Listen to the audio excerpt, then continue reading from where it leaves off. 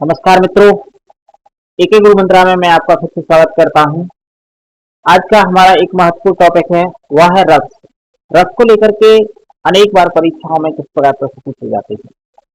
रस हमारा 6 से लेकर के और इंटर तक की कक्षाओं में रहता ही है। उसके साथ साथ अन्य प्रतियोगी परीक्षाओं में भी रस का विशेष महत्वपूर्ण स्थान है। रस क्या होते हैं, रस की क्या परिभाषा है, रस का जनक किसे माना जाता है, किस काव्य शास्त्रीय ग्रंथ में रस का सबसे पहले विवेचन किया गया है, रस कितने प्रकार के होते हैं, इनके स्थायी भाव क्या हैं, तो हम देखते हैं आज क्या है रस। बहुत ही महत्वपूर्ण, बहुत ही रोचक हमारा टॉपिक है आज का, रस। तो रस को सबसे पहले हम देखते हैं कि रस की क्या परिभाषा है। रस्यते आस्वाद्यते इति रसः, जो हमको रसास्वादन करा दे वो रस है। रस हमको दो प्रकार से प्राप्त होता है, एक तो जिह्वा के द्वारा और दूसरा हमारा हृदय के द्वारा।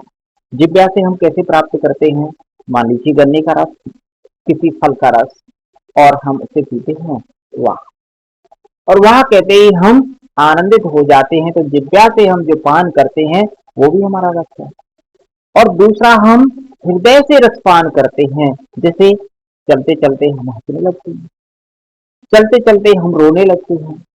कभी होता क्या है कि टेलीविजन देख रहे हैं और देखते देखते हम रोने लगे, कभी देखते देखते हंसने लगे। तो ये सब क्या है, ये रस है। हमको क्रोध आ जाता है, तो ये सब क्या है, ये रस है।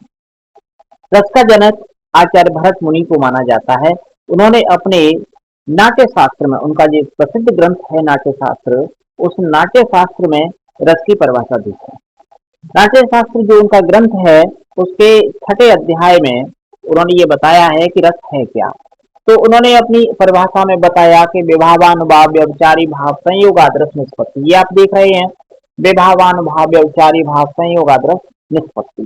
ये विभाव है क्या, विभाव, अनुभाव, व्यभिचारी भाव के संयोग से रस की निष्पत्ति होती है। रस की निष्पत्ति होती है, उत्पत्ति नहीं होती है। देखिए, उत्पत्ति के लिए क्या होता है कि किसी चीज का नवीन निर्माण होता है, वो उत्पत्ति होती है। लेकिन निष्पत्ति वो होती है जिसको विकसित कर दिया जाता है। होता तो पहले से ही विद्यमान है, लेकिन उसको उभार दिया जाता है, उसको स्पष्ट कर दिया जाता है, तो वो निष्पत्ति। हमारे अंदर हृदय में रस पहले से ही विद्यमान होता है, लेकिन जब वो उभर कर सामने आता है तो वो हमारी निष्पत्ति है। रस, सबसे पहले हम रस को बताने से पहले ये देखेंगे कि रस के अंग कितने होते हैं। तो रस के 4 अंग होते हैं, एक स्थायी भाव, विभाव, अनुभाव और संचारी भाव। क्योंकि जब तक हम इनको नहीं जानेंगे तब तक हम रस को बिल्कुल भी नहीं समझ सकते हैं। इसको जानना बहुत जरूरी है। स्थायी भाव क्या होता है, ये वे भाव होते हैं जो हृदय में सुप्तावस्था में विद्यमान रहते हैं। व्यक्ति जब टेलीविजन के सामने बैठता है तो बिल्कुल शांत हो जाता है, यानी वो जो भाव हैं उसके अंदर, उस सुप्त अवस्था में बैठे हुए हैं, पता नहीं किस दृश्य को देख करके उसका कौन सा भाव जाग जाए। तो स्थायी भाव वे भाव जो सदैव सुप्तावस्था में रहते हैं। विभाव क्या होता है, विभाव वे होते हैं जो स्थायी भाव को जगाने का कारण बनते हैं। विभाव वे भाव होते हैं जो स्थायी भाव को जगाने का कारण बनते हैं। अनुभाव क्या होते हैं, अनुभाव विभाव के पीछे चलने वाले कारण होते हैं, अर्थात विभाव के बाद जो कार्य करता है वो आपका अनुभाव होता है।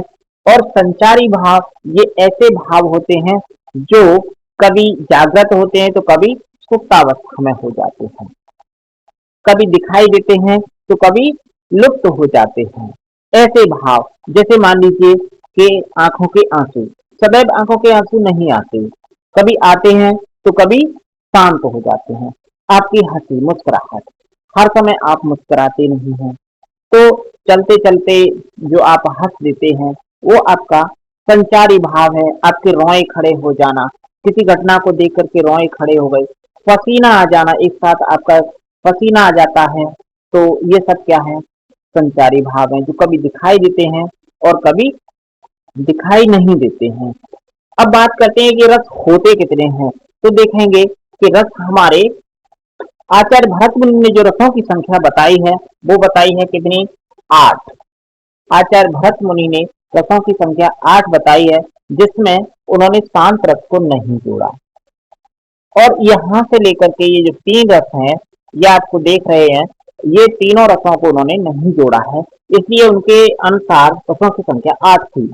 लेकिन इसमें अन्य रस के जो आचार्य हुए हैं, काव्य शास्त्री जो आचार्य हुए, उन्होंने रसों की संख्या को जोड़ा, शांत रस जोड़ा और रस की संख्या 9 हो गई। उसके बाद वात्सल रस में इसमें जोड़ा गया, एक भक्ति रस जोड़ा गया और ये 3 रस और जोड़ दिए गए, इसलिए 8 और 3 रस और जोड़ करके हमारी संख्या कितनी हो जाती है? तो रसों की संख्या आपकी 11 हो जाती है। रसों की संख्या कितनी हो जाती है? 11 रस हैं। लेकिन अब प्रश्न ये आता है कि अब लिखें क्या? परीक्षा में पूछ लेता है कि रस कितने होते हैं, तो क्या लिखें? कंफ्यूज हो जाएंगे। लेकिन कोई कंफ्यूजन होने की जरूरत नहीं है, रसों की संख्या 9 होती है। परीक्षा में यदि पूछता है कि रस कितने प्रकार के होते हैं, तो रस 9 प्रकार के होते हैं। अगर उसमें ऑप्शन आ रहा है कि 9 भी दिया है और 11 भी दिया है, तब हम रसों की संख्या 11 बताएंगे। अगर 11 उसमें संख्या नहीं दी हुई है, तो रसों की संख्या 9 ही बताएंगे, उससे कम नहीं बताएंगे, उससे ज्यादा नहीं बताएंगे। स्पष्ट हो गया होगा कि रस कितने होते हैं? 9 होते हैं।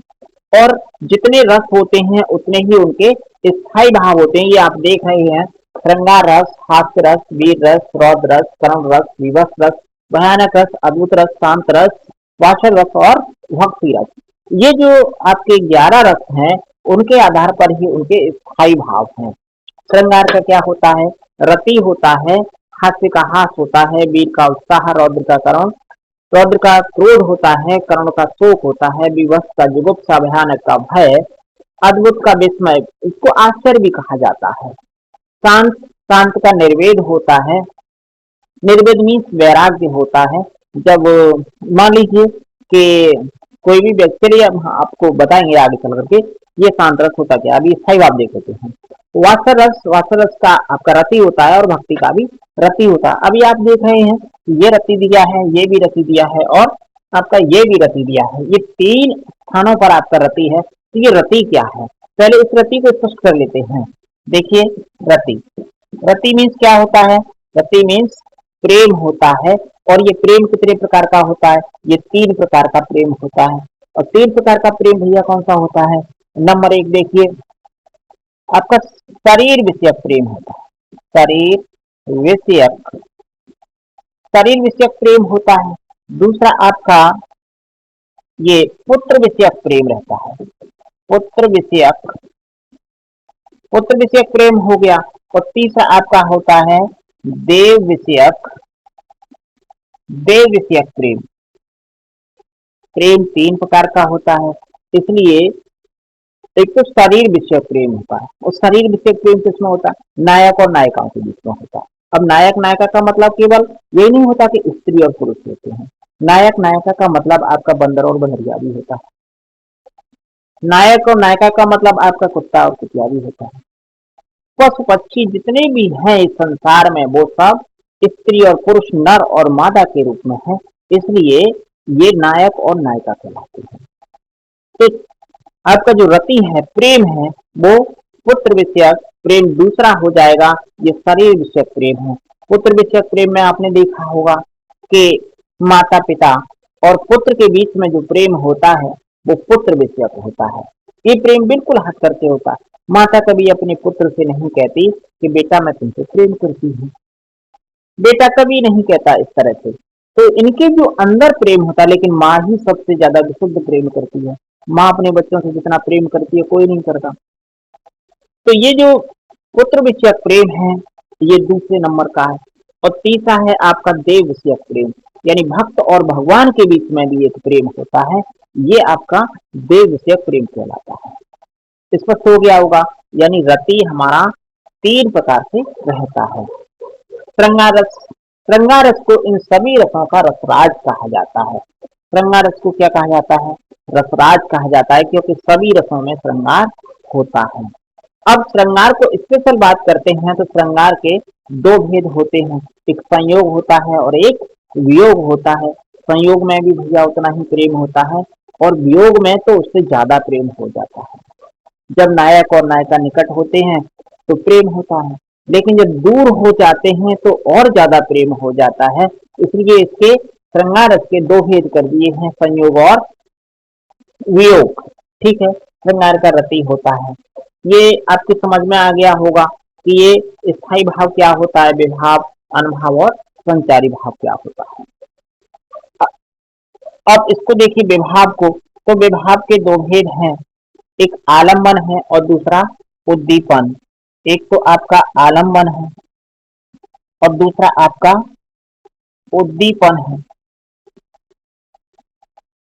आलम्बन के भी दो भेद कर दिए हैं। इस आलम्बन के कितने भेद हैं, इसके दो भेद हैं। एक तो आश्रय होता है और दूसरा हमारा विषय होता है। एक आश्रय और एक विषय होता है।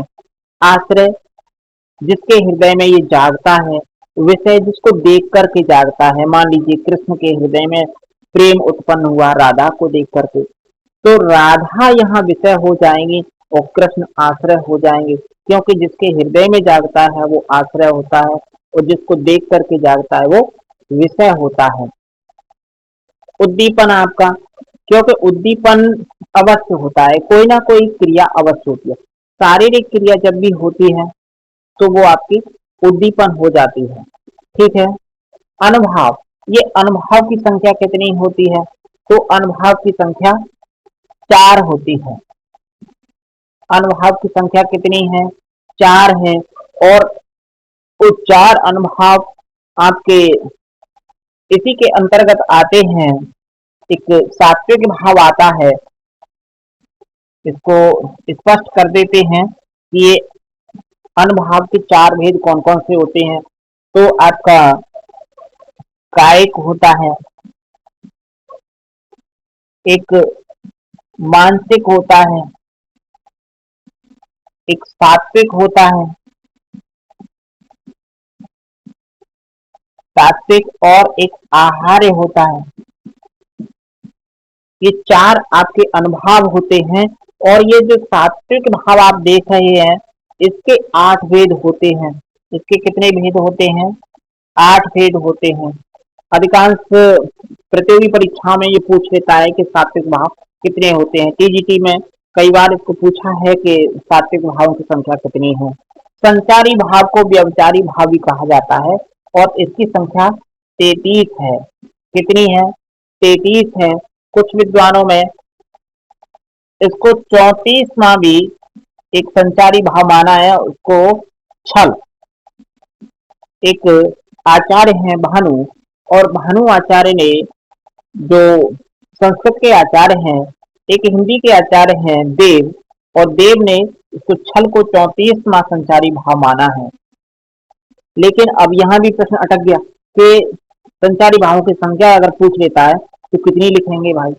तो साथ साथ स्पष्ट है कि संचारी भावों की संख्या 33 ही लिखेंगे, क्योंकि एक व्यक्ति के मानने से कोई उसमें ज्यादा परिवर्तन नहीं कर सकते। केवल संचारी भावों की संख्या कितनी है, 33 है। देखिए, एक साथ हम पूरे रसों को नहीं पढ़ा सकते। आज केवल रस का परिचय है और अगला वीडियो जो हमारा रहेगा वो एक एक रस को लेकर के रहेगा।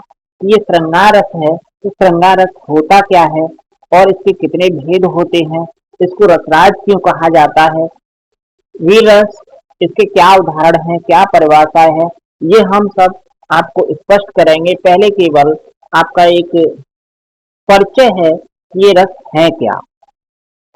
तो इस पे कई प्रश्न बनते हैं। सबसे पहले तो ये कि रस का शाब्दिक अर्थ क्या होता है, तो वो है आनंद। रस हृदय से प्राप्त होता है। किसी रचना, पाठ या दृश्य को किसी पाठक या श्रोता द्वारा पढ़ने, सुनने अथवा देखने से हृदय में जिस आनंद की अनुभूति होती है उसको हम रस कहते हैं। तो रस की ये परिभाषा है। दूसरा, आचार्य भरत मुनि ने ये रसों की एक परिभाषा सूत्र में दी है कि विभावान व्यभिचारी भाव संयोगादर्श निष्पत्ति।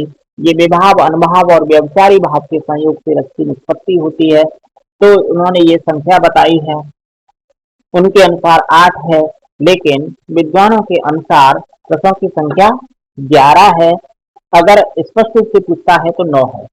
ठीक है, रस जितने रस होते हैं उतने ही उनके स्थायी भाव होते हैं। ये रस का अंग होता है, इनके बिना रस नहीं चल सकता। ये स्पष्टीकरण में पूछ लेगा कि कैसे हम स्पष्टीकरण लिखेंगे। तो आज का एक संक्षिप्त वीडियो रस के परिचय को लेकर के था। अगला एक एक रस को लेकर के परीक्षाओं में किस प्रकार रस रहता है उसको मैं शीघ्र ही लेकर के आऊंगा। अगर मेरा वीडियो आपको अच्छा लगा हो तो अगला वीडियो पाने के लिए चैनल को सब्सक्राइब अवश्य करें। पूरा वीडियो देखने के लिए आपका बहुत बहुत धन्यवाद। आने वाला दिन आपका शुभ हो। नमस्कार।